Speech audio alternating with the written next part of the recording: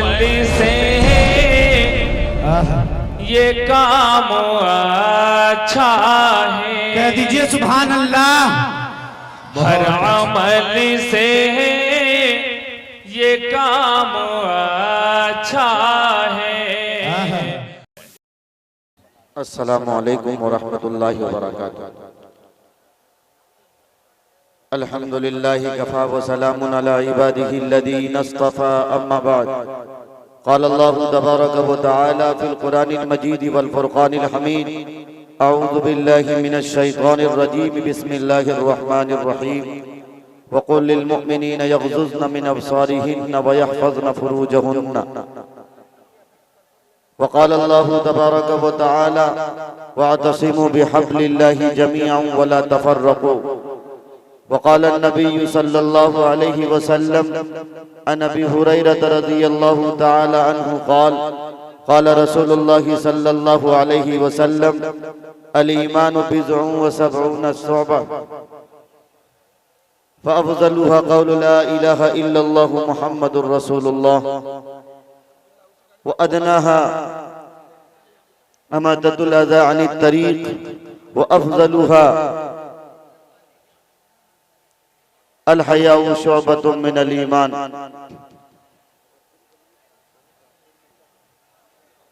اللہ تبارک و تعالیٰ کا لاکھ لاکھ شکر احسان کہ اللہ تبارک و تعالیٰ نے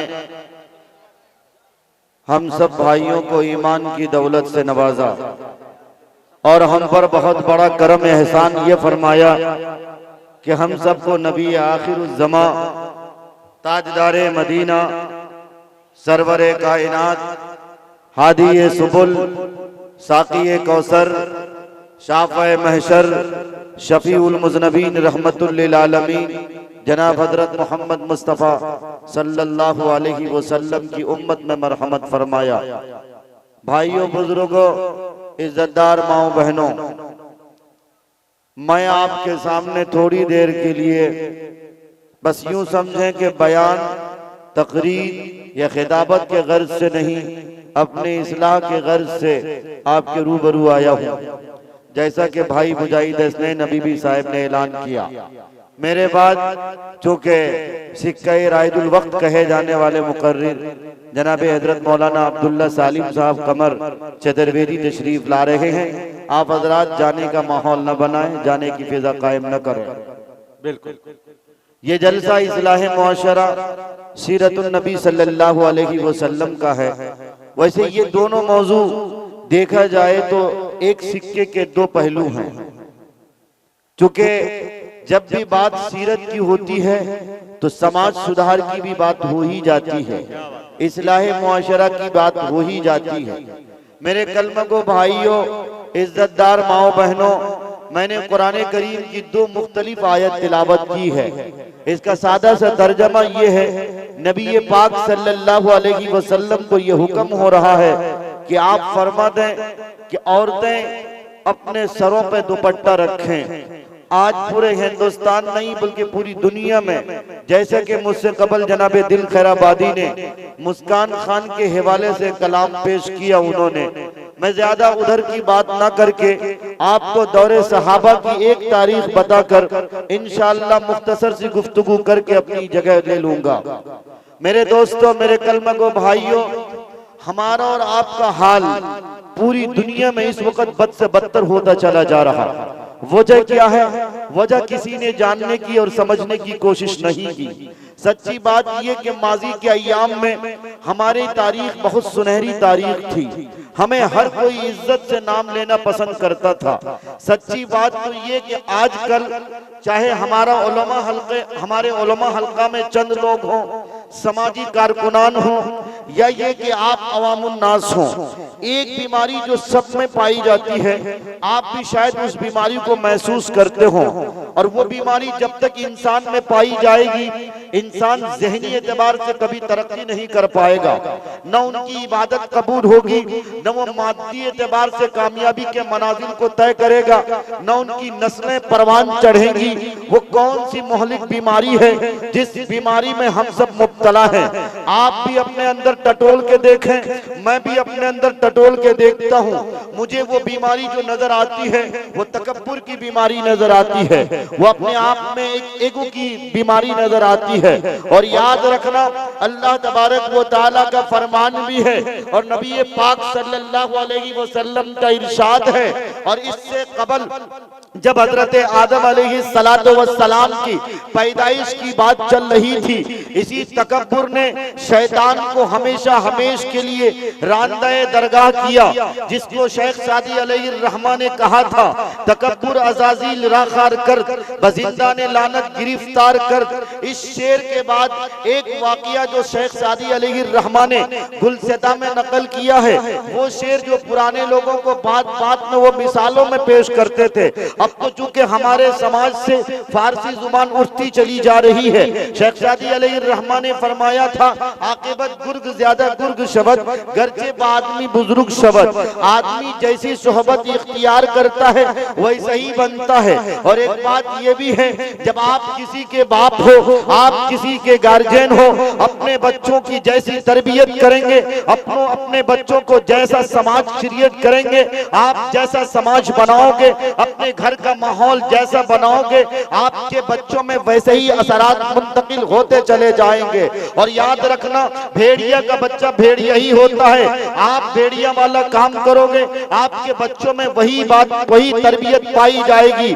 اس لیے میری سب سے پہلے آپ سے گزارش یہ ہے کہ اپنے اندر جو سب سے زیادہ سب سے مہلک اور سب سے بڑی بیماری یعنی ایگو ہے، انانیت کے ہم شکار ہو گئے، تکبر ہماری زندگی کا اہم حصہ بن چکا۔ آج کوئی انسان جھکنے کے لیے تیار نہیں، مولوی صاحب بھی کبھی کبھی ضد میں آ جاتے، مکھیا جی بھی کبھی کبھی ضد میں آ جاتے، سرپنچ صاحب تو خیر ان لوگوں کو پوسٹ ملی ہوئی ہے، بعض چھوٹے چھوٹے لوگ کبھی کبھی اس قدر ضد میں آ جاتے ہیں، ان سے کہیے کہ یہ کیجئے تو وہ یہ کہنے پر مجبور ہو جاتے کہ ہمارے خاندان کی انگلی کٹ جائے گی، ہمارا نام و نشان مٹ جائے گا۔ معاف کیجئے گا، آپ کی نسبت جس ہادی سبل کی ہے، آپ کی نسبت جس ساقی کوثر کی ہے، آپ کی نسبت جس فخر دو عالم کی ہے، آپ کی نسبت جس وجہ کائنات کی ہے، آپ کی نسبت جس محبوب کائنات کی ہے، جس محبوب کائنات کی ہے، سرور کائنات کی ہے، ان کی سادگی کا عالم یہ ہے۔ آپ نے واقعہ بھی پڑھا ہوگا، فضائل اعمال میں یہ واقعہ بہت نقل کیا گیا، جماعت کے ساتھی اکثر پڑھتے ہیں کہ طائف کی گلیوں میں نبی پاک صلی اللہ علیہ وسلم کے سر مبارک سے لے کر پیر مبارک تک اس طرح لہو لہان کر دیا گیا کہ پورے جسم میں صرف خون ہی نظر آ رہا تھا۔ حضرت جبرائیل طائش میں آئے تھے، آپ نے پوچھا یا اللہ کے رسول صلی اللہ علیہ وسلم آپ اجازت مرحمت کریں، آپ اجازت دیں، میں ان کفار و مشرکین کو انہی وادیوں کے بیچ میں ایسا کچل کے رکھ دوں کہ ان کا قیمہ بن جائے۔ کیا نبی پاک صلی اللہ علیہ وسلم نے جواب دیا، یہ کون سے عاشق رسول ہیں، یہ کون سے امت محمدی ہیں، ذرا ذرا سی بات پر اگر کوئی انگلی دکھاتا، اگر کوئی تیز آواز میں بات کرتا، اگر کوئی عزت سے نام نہیں لیتا، اپنے اندر تکبر لاتا ہے، اپنے آپ کو کہتا میں مکھیا جی میرے سامنے اس کی کیسے اوقات ہو گئی، یہ کرسی میں کیسے بیٹھ گئے، اپنے آپ کو کہتا ہے میں تو خان صاحب ہوں، میں تو شیخ صاحب ہوں، میں تو سید صاحب ہوں۔ یاد رکھنا اگر اس کی کوئی گنجائش ہوتی، اگر خاندان کی کوئی گنجائش ہوتی، اگر کسی کے نسل کی کوئی افزائش ہوتی تو نبی پاک صلی اللہ علیہ وسلم وہ حدیث نہ فرماتے کسی گولے کو کسی گورے کو کسی کالے پر، کسی کالے کو کسی گورے پر، کسی عربی کو کسی عجمی پر۔ وہی فوقیت نہیں، فوقیت کس بات پر ہے، فوقیت کس بات پر ہے، رتبہ کس بات پر بڑا ہے، مقام و مراتب کم بڑھتے ہیں، ہم نہیں سمجھتے، ہم تو صرف یہ سمجھتے ہیں اگر کسی نے ہمیں گالیاں دی ہیں ہم ان کی نسلیں مٹا کے رکھ دیں گے، اگر ہمیں کسی نے انگلیاں دکھائی ان کی انگلیوں کو توڑ کے رکھ دیں گے۔ یاد رکھنا یہ نبی پاک صلی اللہ علیہ وسلم کی تعلیم نہیں ہے، یہ نبی پاک صلی اللہ علیہ وسلم کا مشن نہیں ہے، یہ نبی پاک صلی اللہ علیہ وسلم کا فرمان نہیں ہے۔ اگر آپ سچے عاشق بننا چاہتے ہو اپنے کردار سے نبی پاک صلی اللہ علیہ وسلم کی سنتوں کو چھلکانا پڑے گا، اپنے افعال سے نبی پاک صلی اللہ علیہ وسلم کے مشن کو عام کرنا پڑے گا، اپنے اخلاق سے نبی پاک صلی اللہ علیہ وسلم کے مشن کو عام کرنا پڑے گا۔ آج کیا وجہ ہے؟ اتنے اجلاس ہوتے، ہر گاؤں میں جلسے ہوا کرتے، پہلے اتنے جلسے نہیں ہوتے تھے، لیکن لوگوں میں تہذیب تھی، لوگوں میں ثقافت تھی، لوگ ایک دوسرے کا ادب کیا کرتے تھے، چھوٹے بڑوں میں بڑی تہذیب تھی۔ آج کیا ہو گیا؟ ہماری نوجوان نسلیں بگڑ گئی، باپ کی بات نہیں سنتا، ماں کی بات نہیں سنتا۔ نوجوانوں کو دیکھیے کس طرح ہمارا گستی میں ملبس ہے، سلمان خان اور شاہ رخ خان کو اپنا رول ماڈل بنائے ہوئے ہیں۔ ہماری بہنوں کو تو دیکھیں، وہ ڈریس پہنیں گے، کون سے ڈریس پہنے؟ فاطمہ کے ڈریس نہیں پسند، انہیں عائشہ کے ڈریس نہیں پسند، انہیں رقیہ کے ڈریس نہیں پسند، انہیں زبیدہ کے ڈریس نہیں پسند، ام کلثوم کے ڈریس نہیں پسند۔ کن کے ڈریس پسند ہے؟ انہیں مغرب کے تہذیب و تمدن والے ڈریس پسند ہے، انہیں ان یہودیوں، ان ظالموں، ان مجرموں کے ڈریس پسند ہے۔ جس نے مسجد اقصی کو گرانے کی پلاننگ کری ہے، جس نے مسجد اقصی کی اینٹوں سے اینٹیں بجانے کے لیے پوری طرح سے پلاننگ کی، یہودیوں کو اپنے ساتھ لیا اور عیسائیوں کو اپنے ساتھ لے کر ہیکل سلیمانی کی تعبیر کرنے کی بات کہی، آپ کو جان کر حیرانی ہوگی۔ وہ اسپین ایک ایسا ملک، اندلس ایک ایسا ملک جس میں ہماری تاریخ تھی، ہر جگہ لا الہ الا اللہ محمد الرسول اللہ کا پرچم لہرا رہا تھا، لیکن آج اندلس میں، آج اسپین میں مسلمانوں کا نام لینے والا کوئی نہیں۔ یہودیوں کا کلچر، یہودیوں کی تہذیب، یہودیوں کی ثقافت وہاں غالب آ گئی ہے۔ کیا وجہ ہے؟ طارق بن زیاد نے تاتاریوں سے لڑ کر، تاتاریوں سے مقابلہ کر کے انہیں دھول چٹا کر اسپین کو فتح کیا تھا۔ 850 سال اسپین میں محمد الرسول اللہ کا پرچم لہرا رہا تھا۔ اچانک کون سی تاریخ آ گئی، تاریخ کے کون سے سورج پہ طلوع ہو گئے کہ اسپین سے مسلمانوں کو مولی گاجر کی طرح کاٹا گیا، ان کے گھر کو اجاڑا گیا، ان کے مکانوں کو جلایا گیا، ان کی نسل کشی کر دی گئی۔ میرے دوستوں، میرے کلمہ گو بھائیوں، اس بات پہ غور کرنا پڑے گا، دور صحابہ میں آپ کو جانا پڑے گا۔ ایک طرف 313 کی تعداد ہوتی ہے، ایک طرف ہزاروں کا مجمع ہوتا ہے۔ یہ 313 کی تعداد ایمان کی طاقت ہوتی ہے، ایمان کی حلاوت ہوتی ہے، ایمان کی چاشنی ہوتی ہے۔ جس طرف جاتے ہیں لوگوں کو اپنا بناتے ہیں۔ بعض لوگ ہم پر الزام لگاتے، یہ وسیم رضوی 26 آیتوں کو مٹانے کی بات کرتا تھا۔ کون سی 26 آیتیں؟ اس کم وقت کے معنی کو پتا نہیں۔ وَقَاتِلُوا فِي سَبِيلِ اللَّهِ والی آیت جہاں کہیں بھی آئی ہے، اس کا مطلب قطعی یہ نہیں ہوتا کہ مظلوموں سے جہاد کرو، اس کا مطلب یہ ہوتا ہے کہ ظالموں سے شکنجہ آزمائی کرو، ظالموں کے بازوؤں کو مشق کرو، ظالموں کو ظلم سے روکو۔ اسی لیے نبی پاک صلی اللہ علیہ وسلم نے فرمایا، اگر کوئی ظلم کرتا ہے اور تم ظلم کرتے ہوئے دیکھتے ہو، تمہارے اندر طاقت ہے، تم اس کے ظلم کو ہاتھ سے روکو۔ ہاتھ سے روکنے کی طاقت نہیں ہے، زبان سے روکو۔ زبان سے روکنے کی طاقت نہیں ہے، دل سے اس ظلم کو ظلم سمجھو۔ اگر ایسا نہیں کرتے، وہ اضعف الایمان، یہ ایمان کا سب سے کمتر درجہ ہے۔ اگر ایسا بھی نہیں کرتے تو سمجھو کہ تمہارے پاس ایمان موجود نہیں ہے۔ بھائیو، حالات کروٹ لے رہا ہے۔ ہم صرف اور صرف ظالم حکمرانوں کو گالیاں دیتے، گالیاں انہیں دینے کی ضرورت نہیں، اپنے سماج کو بہتر سماج بنانے کی ضرورت ہے، اپنے سماج کو صحیح دشا کی طرف لانے کی ضرورت ہے۔ کتنے اسکول کالجز کے ہمارے بھائی ہیں، دانشوران بہت اچھی اچھی گفتگو کرتے ہیں۔ سماج کے لیے ہم نے کوئی سوسائٹی تشکیل نہیں دی، ہم نے کوئی ایسی سوسائٹی نہیں بنائی کہ ہمارے سماج سے برائیوں کا کس طرح خاتمہ ہو۔ ہم اس کے ذمہ دار ہیں۔ آر ایس ایس کو برا مت کہیے، آر ایس ایس کو برا کہنے کی ضرورت نہیں۔ 1925 میں آر ایس ایس کا مشن آیا تھا۔ اس مشن کا ایک سب سے بڑا ایجنڈا یہ تھا، MMB یعنی مسلم مکت بھارت۔ انہوں نے اپنے مشن پر کام کیا، جگہ جگہ پر آر ایس ایس کے ایجنڈے کو عام کیا۔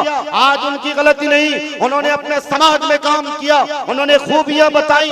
مسلمانوں کے پاس اتنی تحریکیں، اتنی سوسائٹیاں، جمعیت علماء ہند کی شکل میں، مسلم مسلم پرسنل لا کی شکل میں، پاپولر فرنٹ کی شکل میں، اور پتہ نہیں کتنی تنظیمیں ہیں، کتنی تحریکیں ہیں. بتاؤ آپ میں سے کتنے لوگ ہو جس کے پاس یہ دستک دی گئی، جن کو یہ کہا گیا کہ اسلام کی تعلیمات یہ ہے، ہم شادی کریں گے اسلام کے مطابق کریں گے. کتنے نوجوان ہیں، کتنے ذمہ دار ہیں، آپ میں سے کتنے پیرنٹس ہیں، کتنے گارجین ہیں. ہماری بہنیں بھی سن رہی ہیں، میری مائیں بھی سن رہی ہیں. آپ میں سے کتنی بہنیں ہیں، کتنی مائیں ہیں، اپنی بچیوں کو آپ نے نصیحت کی ہو کہ بتاؤ بیٹی تم جو یہ کپڑا پہنتی ہو، یہ کپڑا تو کوئی ناچنے والی پہنتی ہے، کوئی گانے والی پہنتی ہے، کوئی ایکٹر پہنتی ہے. نہیں، آپ نے اس طرف توجہ نہیں دی. آپ نے تو بلکہ فیشن پہ ان کو اتارا، مغربی تہذیب کے مطابق اپنی بیٹیوں کی زندگی کو ڈھالا ہے. اس کے ذمہ دار آپ ہیں، ذمہ دار ہم ہیں. ہم ہیں کھلے ہوئے مجرم ہیں. ہم نے سماج کو بہتر سماج نہیں بنایا. سماج کی تصویر جو گندی تصویر بنتی چلی جا رہی ہے، مغرب کی تہذیب، مغرب کی تہذیب جو ہمارے سماج کی تصویر بنتی چلی جا رہی ہے، ہم نے کبھی اس طرف توجہ نہیں دی. اگر توجہ دی ہوتی تو میرے دوستو شاید آج ہمیں یہ دن دیکھنے نہ پڑتے. غلطی ہماری ہے، ہم اپنے دامن کو کبھی نہیں جھانک کے دیکھتے.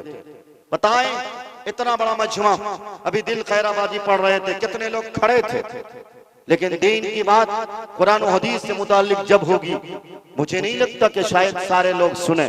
لیکن خیر میں یہ نہیں شکایت کروں گا، دیکھنے والوں کی تعداد بہت بڑی ہے.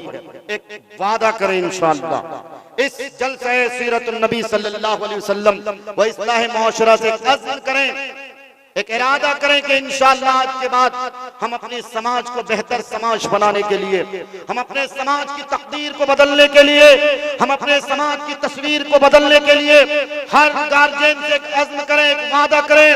ہم اپنے بچیوں کو انشاءاللہ ہیروین کے کپڑے نہیں پہنائیں گے، انہیں جالی اور ہاف اسکرٹ کپڑے نہیں پہنائیں گے، انہیں بلوچ نہیں پہنائیں گے، انہیں جسم سے چپکا ہوا کپڑا نہیں پہنائیں گے.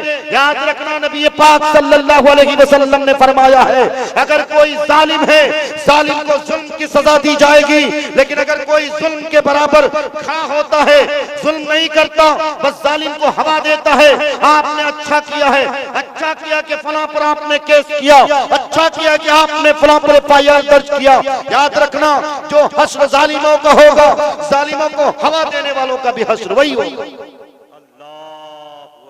اس لیے میرے دوستو ہم اور آپ دیکھ رہے ہیں کہ ہمارا سماج ننگا ناچ ہوتا چلا جا رہا، جبکہ نبی پاک صلی اللہ علیہ وسلم کا فرمان میں نے جو قرآن کریم کی آیت پڑھی ہے، بخاری شریف کی حدیث ہے، جبکہ اس میں راوی کے اوپر ایک اعتراض بھی ہوتا ہے، کہ اشکال ہوتا ہے، سوال ہوتا ہے.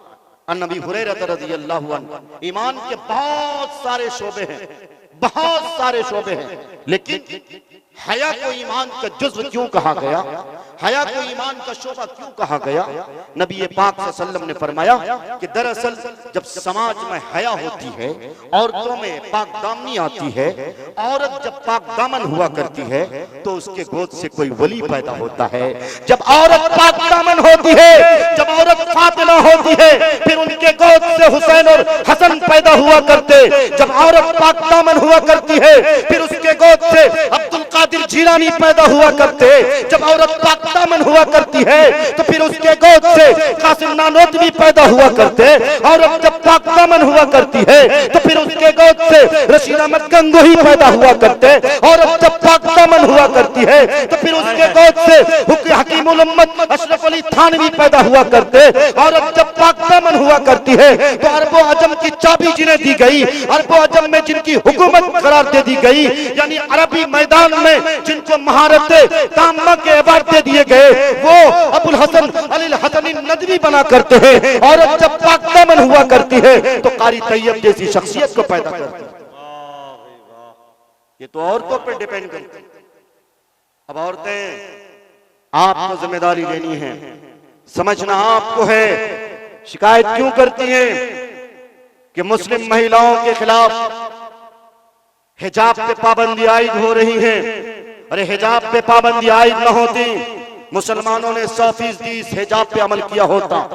مسلمانوں کے گارجینوں نے شاید اپنی بہن بیٹیوں کو شروع سے ہی حافظ کٹنا پہنا کر کرسچن اور میشنری اسکول میں بھیج کر تنگ کپڑے پہنا کر نہ بھیجے ہوتے، اسی وقت آپ سوال کرتے ہم تعلیم تو دیتے ہیں لیکن محمد الرسول اللہ کے مشن کو فلاح نہیں کرتے۔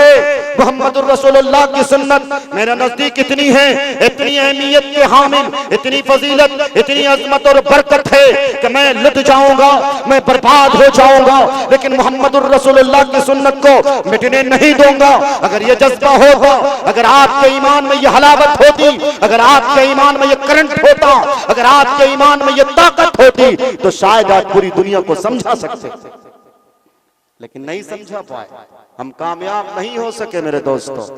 اس لیے میں آپ سے کہتا ہوں غلطی دوسروں کی نہ دیکھیں، اپنے آپ کو بدلیں۔ علامہ اقبال نے کہا تھا، علامہ اقبال نے کہا، قرآن کریم کا ترجمہ ہے، ان اللہ لا یغیر ما بقوم حتی یغیر ما بانفسہم۔ خدا نے آج تک اس قوم کی حالت نہیں بدلی، نہ ہو جس کو خیال خود اپنی حالت بدلنے کا۔ ہمیں اپنی حالت بدلنے کا خیال نہیں، ہم چاہتے ہیں حکومت کے نمائندے آئیں میرے منہ میں رسگلہ ڈال کے چلے جائیں، ہم چاہتے ہیں بس سارے کام میرے مطابق ہوں۔ یاد رکھنا، جب آپ ایک پرانی سڑک کی طرف چلنا چھوڑ دو گے، کتنے بوڑھے ہیں ہمارے چچا اور دادا کی عمر کے ہوں گے، آپ نے کل تک جن سڑکوں پہ چلا تھا، آج سے 50 سال پہلے یا 40 سال پہلے آپ نے ان سڑکوں پہ چلنا چھوڑا، آج وہ سڑکیں موجود نہیں ہیں۔ لوگوں نے جس راستے پہ چلنا شروع کیا، سرکار کی طرف سے یوجنا پاس ہو جاتی ہے، وہی سڑک بنتی ہے، اسی سڑک کو پکی سڑک بنائی جاتی ہے۔ یاد رکھنا، ایسے ہی سمجھو، قاضی مجاہد الاسلام نور اللہ مرقدہ نے نصیحت فرمائی ہے، اے امت محمدیہ، بادہ توحید کے مت والو، شمع رسالت کے پروانوں، حضرت محمد مصطفیٰ صلی اللہ علیہ وسلم کے دیوانوں، محمد الرسول اللہ کا جو طریقہ ہے، ان کا جو مشن ہے، ان کے ڈگر پر چلو۔ اگر ان کے ڈگر پر چلو گے تو انشاءاللہ کامیابی تمہاری قدم چومے گی۔ اور یاد رکھنا، چونکہ محمد الرسول اللہ کے قدم کے خلاف جب کوئی قدم اٹھے گا، ان کے راستے سے جب کوئی راستہ ہٹے گا، کوئی شخص اپنے آپ کو مومن کہنا چاہے، اس کے لیے ممکن ہی نہیں کہ محمد الرسول اللہ کے طریقے کے خلاف چلے۔ اگر چلتا ہے تو وہ محمد الرسول اللہ کا راستہ ہو ہی نہیں سکتا، وہ جنتی ہو ہی نہیں سکتا۔ وعدہ کریں کہ انشاءاللہ۔ میں ایک اعلان کرنا چاہتا ہوں، یہ ٹینڈ والے جہاں کہیں بھی ہو، صدام بھائی سے رابطہ کر لیں، عورتوں کے پنڈال میں کچھ بدنسبی ہو رہی ہے۔ جی میرے بھائیوں، میرا وقت پورا ہو رہا ہے، میں زیادہ لمبی گفتگو نہیں کرتا، جتنا حکم ہوتا ہے میں بات صرف اتنی ہی کیا کرتا۔ بس مجھے آپ کو یہ پیغام دینا تھا، یہ میسج دینا تھا۔ قرآن کریم کی میں نے جو آیت پڑھی ہے اور بخاری شریف کی حدیث پڑھی ہے، میرے دوستو یہ عزم کریں، یہ عہد کریں، انشاءاللہ ہم انشاءاللہ آج جلسے سے واپس جائیں گے، اپنی بچیوں کے کپڑے بدلیں گے انشاءاللہ، بدلیں گے کپڑے انشاءاللہ۔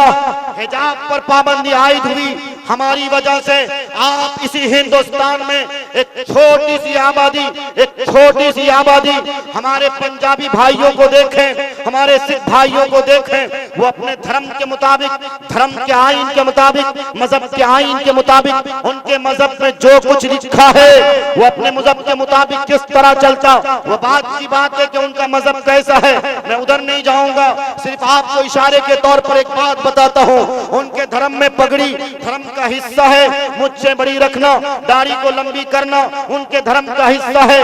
آج اکثر و بیشتر جہاں کہیں بھی کسی سکھ بھائی کو دیکھو گے، وہ اپنے دھرم کے مطابق نظر آتے، اپنے مذہب کے مطابق نظر آتے، ان کے سر پہ پگڑی ہوتی ہے، ان کی مچھیں بڑی بڑی ہوتی ہیں، ان کے داڑھی کے بال گھنے بڑے ہوتے ہیں، لیکن بتاؤ تو صحیح، یہ محمد الرسول اللہ جنت کی اپنے آپ کو کہتا ہے، میں جنت کا ضامن ہوں، مجھے جنت ملے گی۔ ارے کہاں سے جنت ملے گی؟ جس آئیڈیالوجی پہ جنت ملنی تھی، جو جنت کے گارنٹر ہیں، جنت جن سے ملنی ہے، جن کے ڈگر پر چلنے سے ملنی ہے، جن کے راستے پہ چلنے سے ملنی ہے، ان کے راستے پہ نہیں چلتے، اس گائیڈ کو فالو نہیں کرتے، اس پروفیٹ محمد صلی اللہ علیہ وسلم کے میسج پہ جب عمل نہیں کرتے، کہاں سے جنت ملے گی؟ آپ کے جنت کا خواب کبھی شرمندہ تعبیر نہیں ہو سکتا، اس خواب کو آپ کبھی ساکار نہیں کر سکتے، सकते, इस ख्वाब को कभी आप पूरा नहीं कर सकते।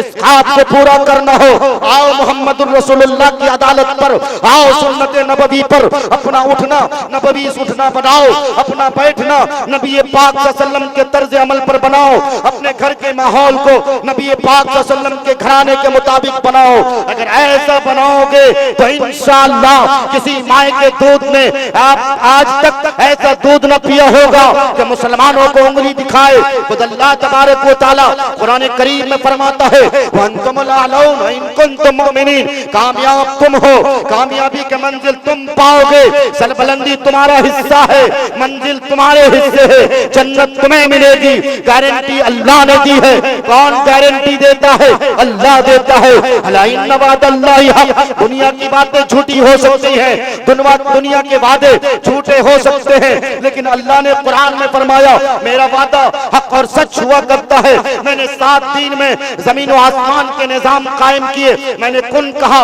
पूरी दुनिया फयकून हो गई। मेरी सांसें चलती हैं, अल्लाह के हुक्म से चलती हैं, दरख्त का एक पत्ता गिरता है, अल्लाह के हुक्म से गिरता है। कुरान में क्या ही उम्दा नक्शा खींचा, सब्बाह लिल्लाहि मा फिस समावाति व मा फिल अर्ज़। इतने सारे लोग, पूरी दुनिया के लोग अगर अल्लाह की बगावत पर आ जाए, अगर रसूलुल्लाह की बगावत पर आ जाए, याद रखना दीन पर कोई हर्फ ना आएगा, अल्लाह की वहदानियत पर कोई हर्फ ना आएगा, नबी के नबुव्वत पर कोई हर्फ ना आएगा, क्योंकि हम अल्लाह की इबादत करते हैं, अपने लिए करते हैं, अपनी जिंदगी को बेहतर जिंदगी बनाने के लिए करते हैं, क्योंकि हर इंसान को मालूम है ऐनमा तकूनु युदरिकुमुल मौत वलौ कुंतुम फी बुरूजिन मुशय्यदा।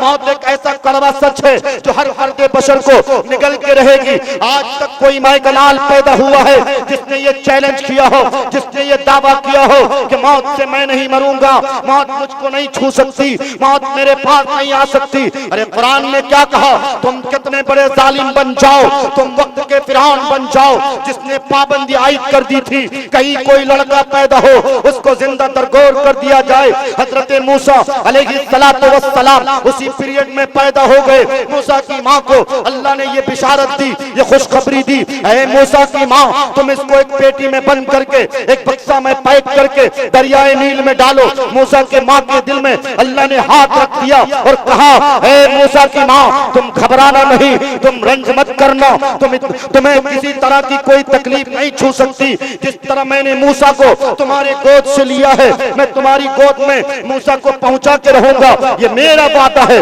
फिर आखिर यही हुआ, हजरत मूसा को दरियाए नील में डाल दिया गया। मूसा अलैहिस्सलातु वस्सलाम दरिया की मौजों में टहलते हुए चले जाते। फिरौन और फिरौन की बीवी आसिया वहां तशरीफ रखते हैं। फिरौन की बीवी की नजर पड़ी, देखा एक बक्सा है जो मौजों की तुगयानी में लहर रहा है। मूसा की भी हजरत आसिया जो फिरौन की बीवी है, उन्होंने हुक्म दिया, ऐ नौकर जाओ इस बक्स को उठा के लाओ।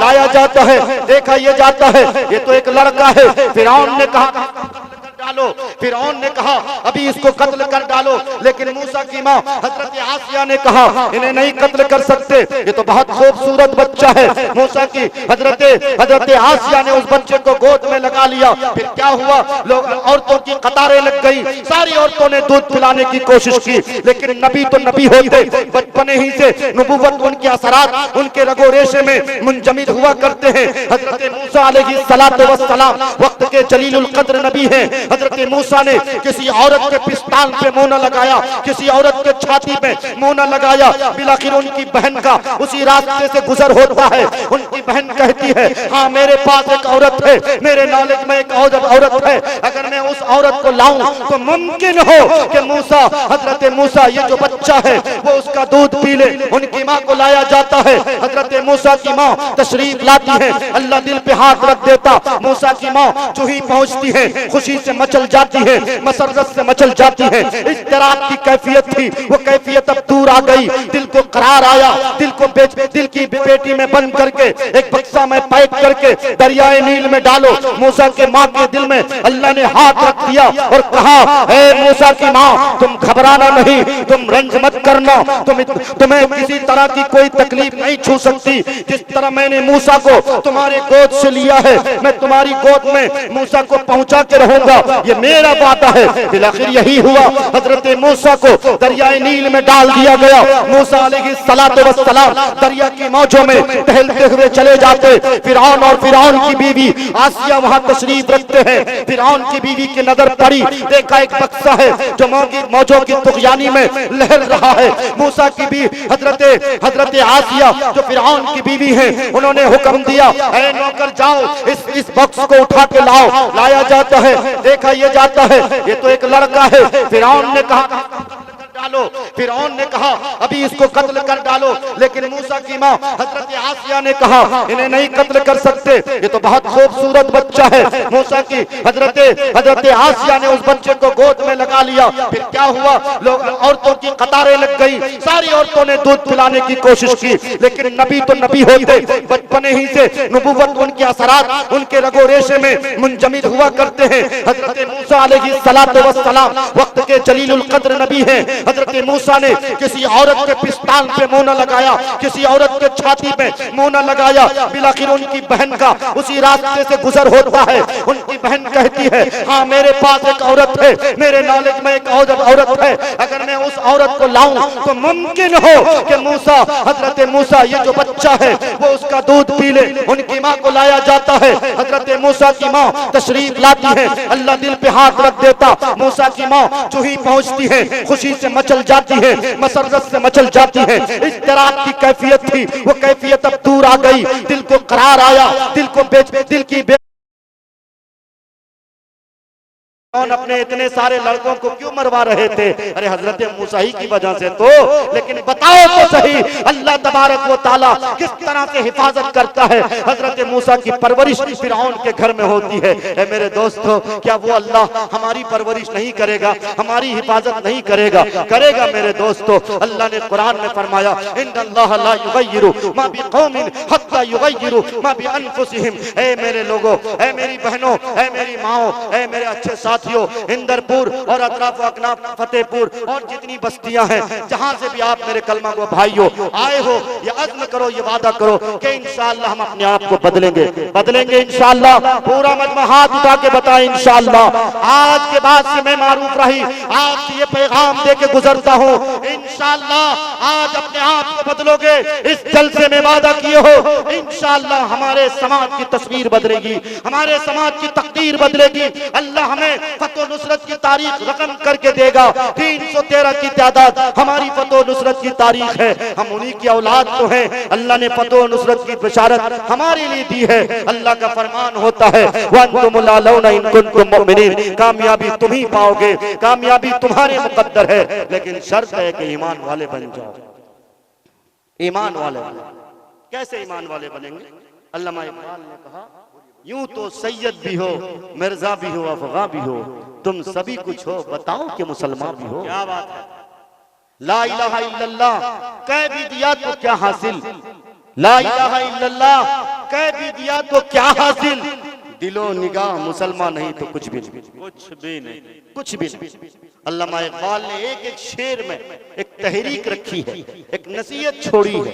میرے دوستو، ہم اور آپ صرف اور صرف یہ سمجھتے ہیں کہ ہم نے لا الہ الا اللہ محمد رسول اللہ پڑھ لیا، اب جنت جانے سے ہمیں کوئی نہیں روک سکتا، چاہے ہم حقوق والدین کے مطابق عمل کریں، اللہ کے احکامات پر چلیں نہ چلیں، رسول اللہ صلی اللہ علیہ وسلم کے ارشادات و فرمودات پر ہماری زندگی کٹے نہ کٹے۔ نہیں دوستو، آپ کو اپنے نگاہوں سے بھی اسلام کی کیفیت جھلکانا پڑے گی۔ آپ چلیں، لگے کہ اسلام کا شہزادہ چل رہا، آپ اٹھیں تو لگے کہ یہ اسلام کا ایک فرد بیٹھ رہا ہے، ایک فرد اٹھ رہا ہے۔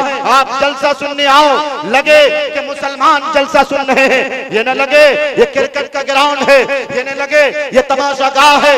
نوجوان لڑکے دیکھنے آتے ہیں، آنکھوں سے دیکھ کے چلے جاتے، کان کی لذت کے خاطر اشعار سنتے ہیں، سن کر چلے جاتے۔ یاد رکھنا میں مفتی ہوں اور آج یہ فتویٰ دے کے جاتا ہوں، اگر کسی نے کان کی لذت کے خاطر کوئی اشعار سنے یا کوئی تقریر سنی، یاد رکھنا کل قیامت کے دن اس کے کان میں شیشے کو پگھلا کر اس کے کان میں پرو دیا جائے گا۔ اس لیے لذت سماعت سے کچھ نہیں ہوتا ہے، ہوتا کس سے ہے؟ وعدے سے ہوتا ہے۔ ہوتا کس سے ہے؟ ہمارے آپ کے ارادے سے ہوتا ہے۔ بخاری کی پہلی حدیث ہم سب جانتے ہیں چونکہ ایک بار نہیں دسیوں بار یہ حدیث پڑھی گئی ہے انما الاعمال بالنیات، آگے اس کی تشریح ہے فمن کانت ہجرتہ، اعمال کا دار و مدار نیت پر ہے، جس نے جس مقصد کے لیے ہجرت کیا اللہ تبارک و تعالیٰ اس کے مقصد کے مطابق اسے اثرات دیتے ہیں، اللہ تبارک و تعالیٰ ان کے اثرات کے مطابق ان کی فضیلت کو بڑھاتا ہے۔ تو انشاءاللہ وعدہ کرو کہ اس جلسے سے آئے، اس جلسے میں آئے ہیں، مقررین ابھی باقی ہیں، آپ کی صبح بھی تقریر ہونی ہے، جتنی باتیں ہوں گی دین کے مطابق ہم اس پہ عمل کریں گے 100% انشاءاللہ۔ اگر عمل کا جذبہ لے کے آئے ہو تو انشاءاللہ پوری دنیا مل کر اگر ہمیں ڈرانا چاہے، پوری دنیا مل کر مسلمانوں کو کاٹنا چاہے، مسلمانوں کو مولی گاجر کی طرح کاٹنا چاہے، نہیں کاٹ سکتا میرے دوستو۔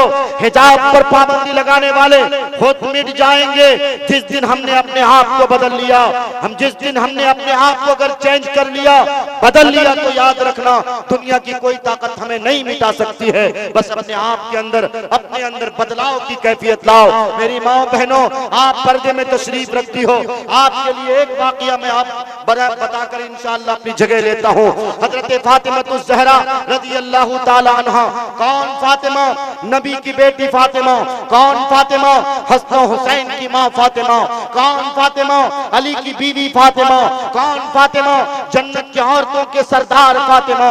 وہ فاطمہ جس فاطمہ کے لیے اللہ تبارک و تعالی نے دنیا ہی میں جنت کی بشارت دے دی تھی، اور یہ فرما دیا تھا نبی پاک صلی اللہ علیہ وسلم کے ذریعے سے کہ فاطمہ کو یہ خوشخبری دے دو کہ جنت کے عورتوں کی چابی حضرت فاطمہ کے پاس ہوگی۔ لیکن بتاؤ وہ فاطمہ کتنی حیا والی، کتنی شرم والی کہ جب ان کی میت، جب ان کا انتقال ہوتا ہے، جب حضرت فاطمہ اس دنیا کو الوداع کہتی ہیں، نصیحت کر کے جاتی ہیں رات کے اندھیرے میں میرے جنازے کو اٹھانا۔ کیوں نصیحت کرتی ہیں؟ اس لیے نصیحت کرتی ہیں کیونکہ جب حضرت فاطمہ فرماتی ہیں میں دنیا میں جب تک رہی میری شکل کسی نے نہیں دیکھا، میری طرف کسی غیر محرم کی نظر نہیں پڑی۔ نبی پاک صلی اللہ علیہ وسلم بھی ایک بار دروازے میں تشریف لائے، دروازہ کھٹکھٹایا، حضرت فاطمہ نے فرمایا من دق الباب، کون ہے کون ہے؟ نبی پاک صلی اللہ علیہ وسلم نے فرمایا فاطمہ نہیں پہچانتی، میں تمہارا ابا جان، میں محمد الرسول اللہ، میں دنیا جن کے صدقے میں اللہ تبارک و تعالیٰ نے بنائی ہے، میں وہ محمد الرسول اللہ ہوں۔ حضرت فاطمہ نے فرمایا ابا جان آپ اپنی چادر پہلے پھینک دو۔ حضرت فاطمہ کے اس سوال سے آپ صلی اللہ علیہ وسلم نے چادر پھینکی۔ جب حضرت فاطمہ نے پوری چادر سے اپنے بدن کو ڈھانک لیا، پھر اس کے بعد حضرت فاطمہ دروازہ کھولتی ہیں، آپ تشریف لاتے ہیں، آپ نے فرمایا فاطمہ کیا ماجرا ہے، کیا وجہ ہے؟ ہمیشہ تم دروازہ کھولا کرتی تھی لیکن آج تم نے چادر کا سوال کیا، وجہ کیا ہے؟ حضرت فاطمہ روتی ہیں، بلبلا کر روتی ہیں۔ حضرت فاطمہ روتی ہیں اور فرماتی ہیں ابا جان 3 دن ہو گئے فاقے پہ فاقے چل رہے ہیں، حضرت علی درختوں کے پتے لاتے ہیں لیکن کوئی سائل آ جاتا ہے درخت کے پتوں کو بھی دوسروں کو دینا پڑ جاتا ہے، اور غربت کا عالم یہ ہے کہ تمہاری بیٹی کے جسم پہ یہ جو کپڑا ہے اس میں 72 پیمن لگ چکے ہیں، اس لیے میں آپ کا چونکہ فرمان ہے کہ باپ کی بھی نظر بیٹی جو نوجوان بیٹی پر، جوان بیٹی پر نہ پڑے، اس لیے میں نے آپ سے چادر کی طلب کری تھی۔ امت کی بیٹیوں، امت کی ماں، تم تو اپنے باپ سے حیا کی بات دور کی، اپنے بھائی سے حیا کی بات دور کی، تم تو اپنے سن بھائیوں کے ساتھ، اپنے دیوروں کے ساتھ، اپنے بھابھیوں کے ساتھ کون سے گل چھڑے اڑاتے ہو، کس طرح مارکیٹ جاتے ہو، جھولوں پہ جھولا جھیلتے ہو، اور پتہ نہیں کون کون سی حرکت کرتے ہو، اپنے گھروں کے ماحول کو کون سا ماحول بنائے ہو، پھر چاہتے ہو کہ ترقی مل جائے۔ یاد رکھنا ایسا نہیں ہو سکتا ہے۔ میری ماں بہنوں، تم سوٹ کیس میں اپنے ہزاروں جوڑا کپڑے رکھ کر، نئے نئے کپڑے رکھ کر، کبھی بھائی سے سعودی سے منگواتی ہو، کبھی اپنے باپ سے منگواتی ہو، کبھی اپنے بہنوی سے منگواتی ہو، پھر اپنے شوہر کو کہتی ہو عید میں میرے نئے جوڑے نہیں ہیں، جبکہ 100 جوڑے کپڑے سوٹ کیس میں بھری رکھتی ہو۔ کیا تمہیں فاطمہ کی حیا نہیں معلوم؟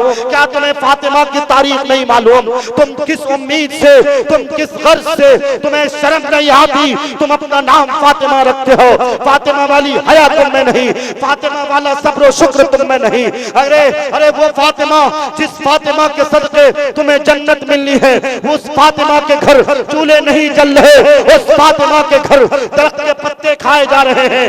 حضرت فاطمہ کس طرح چکی چلاتی ہیں، پیروں میں سوجن آ جاتے ہیں، پیروں میں پھوڑے آ جاتے ہیں۔ ارے رحم کرو امت کی ماں، امت کی بیٹیوں، امت کی ماں، تمہیں حضرت فاطمہ کا واسطہ ہے۔ آج کے بعد سے تم فاطمہ کی کنیزہ بن جاؤ، آج کے بعد سے تم فاطمہ کی حیا کو اپنا لو۔ انشاءاللہ کوئی حکومت کا نمائندہ تمہارے خلاف پارلیمنٹ میں قانون نہیں بنائے گا، تمہارے خلاف کوئی ویدھان سبھا میں قانون نہیں بنائے گا، راجیہ سبھا میں قانون نہیں بنائے گا۔ جب تم اسلام کے مطابق اپنے آپ کو ڈھال لو گے، چونکہ اللہ کا وعدہ ہے وَأَنْتُمْ لَا لَوْنَ إِن كُنْتُمْ مُؤْمِنِينَ، جب ایمان کی چمک دمک، جب ایمان کی حلاوت تمہارے اندر آ جائے گی تو انشاءاللہ فتح و نصرت کی تاریخ تم رقم کرتے چلے جاؤ گے انشاءاللہ۔ ہمارا وقت چونکہ ہو چکا ہے، اس لیے میں انہی چند باتوں کے ساتھ، اچھا بھائی مجاہد حسنین حبیبی صاحب بار بار کہہ رہے ہیں 2-3 منٹ، اصل میں نے اپنے ذہن کے خاکے میں 20 سے 25 منٹ کا شیڈیول بنایا تھا۔ یہ بات اگر کہی جاتی تو انشاءاللہ اپنے موضوع کے رخ کو کچھ اور میں لے کے جاتا، لیکن بہرحال میرے دوستوں، میرے نوجوانوں، مجھے آپ سے ایک گزارش کرنی ہے، ایک گزارش۔ میں نے جے این یو میں بہت لمبی چوڑی تعلیم حاصل نہیں کی، صرف اور صرف ایم اے کے لیے اپلائی کیا تھا۔ 2 سے 3 ہفتے میں نے جے این یو میں زندگی گزاری، صرف 2 سے 3 ہفتے۔ الحمدللہ لکھنؤ یونیورسٹی سے میں نے گریجویشن کیا ہے، لیکن میں جے این یو جا کر ایک ماحول دیکھا، ایک دنیا دیکھی۔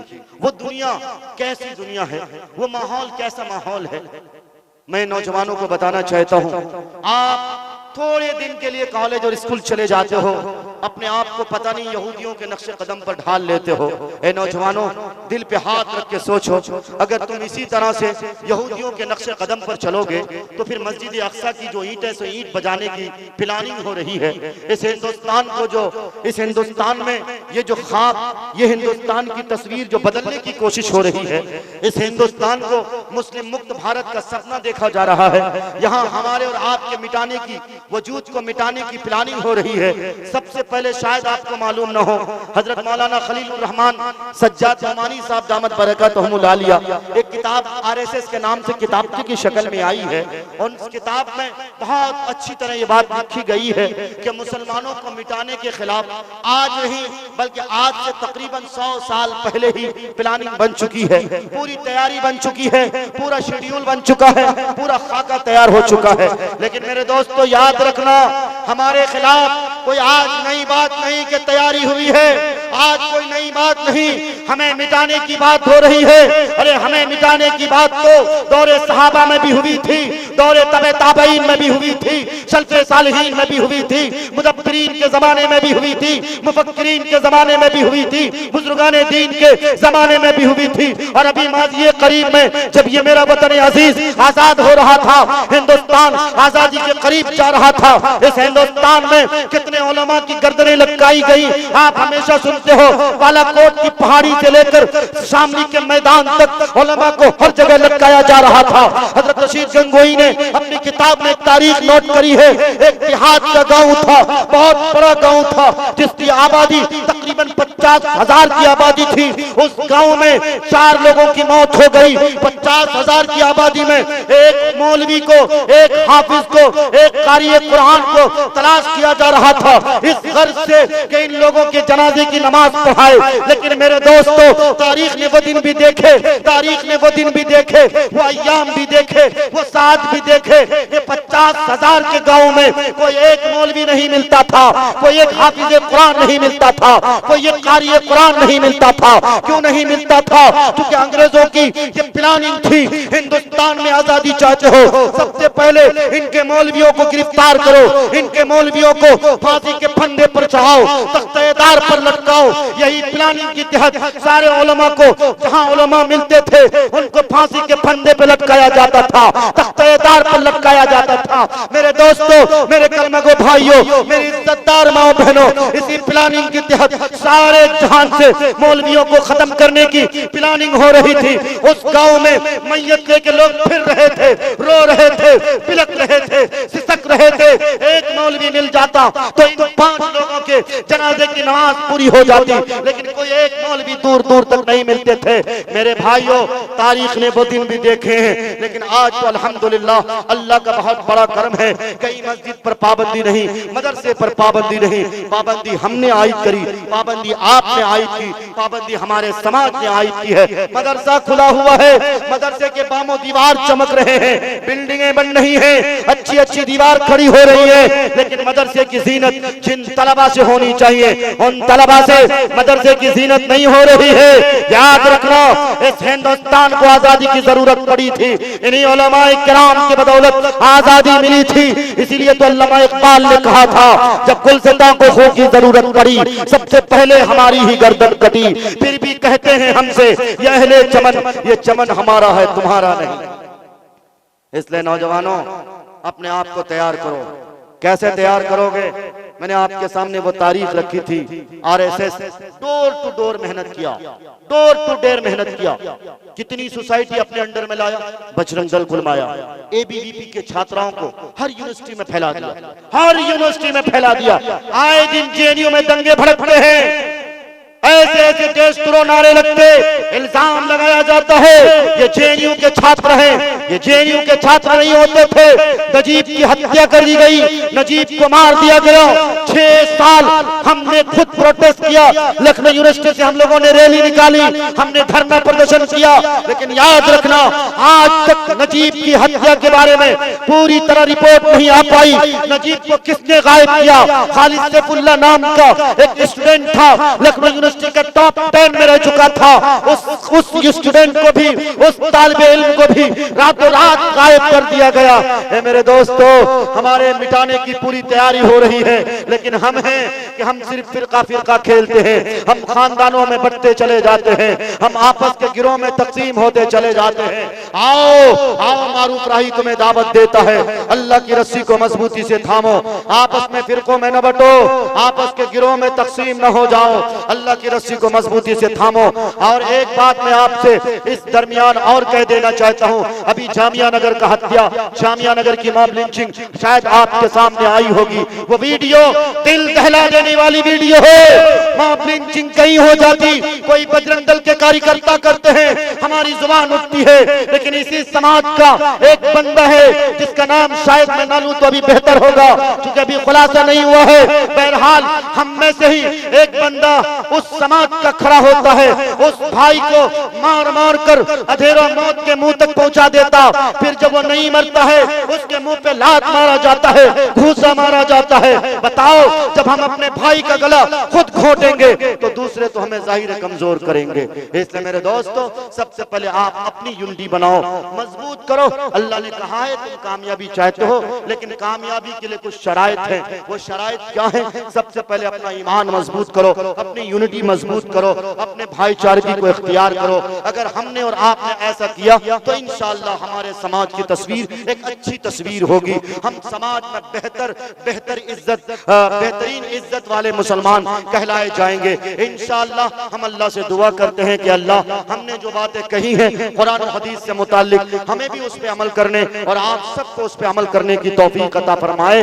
زمانے کو شاید بتانا پڑے گا، نیا رنگ اپنا دکھانا پڑے گا، قیادت امامت خلافت کی خاطر جوانوں کو پھر سے جگانا پڑے گا، جنہیں خانقاہوں کی لت لگ گئی ہے انہیں پھر سے میدان میں لانا پڑے گا۔ فقط تسبیحوں سے نہیں ملتی جنت، خدا کے لیے سر کٹانا پڑے گا، اور جو تاریکیوں کو جہاں سے مٹا دے دیا کوئی ایسا جلانا پڑے گا، جہاں پر محبت کا ہو بول بالا شہر کوئی ایسا بسانا پڑے گا۔ صراط الذین انعمت علیہم، تمہیں خود کو اس پہ چلانا پڑے گا۔ جو عاصی ہیں، مغضوب ہیں، ظالمی، تمہیں خود کو اس سے بچانا پڑے گا۔ وآخر دعوانا ان الحمدللہ رب العالمین۔